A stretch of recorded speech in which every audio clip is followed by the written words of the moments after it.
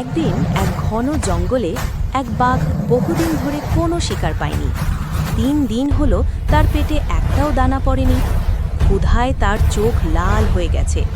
গর্জন শুনে জঙ্গলের সব প্রাণী লুকিয়ে পড়েছে।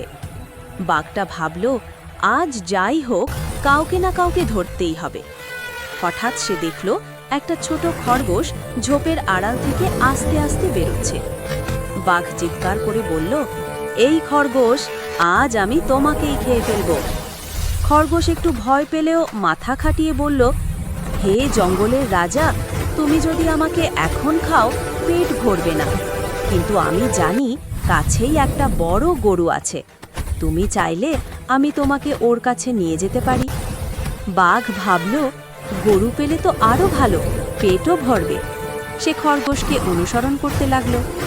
খরগোশ বুদ্ধি করে তাকে একটা গভীর কুয়োর পাশে নিয়ে গেল। কুয়োর পানিতে নিজের প্রতিবিম্ব দেখে বাঘ ভাবল, ওই তো গরুটা পানিতে আছে। সে রাগে গর্জে কুয়োরের ভেতরে ঝাঁপ দিল আর ডুবে গেল গভীর জলে। খরগোশ হেসে বলল, বুদ্ধি দিয়ে শক্তিকেও হারানো যায়।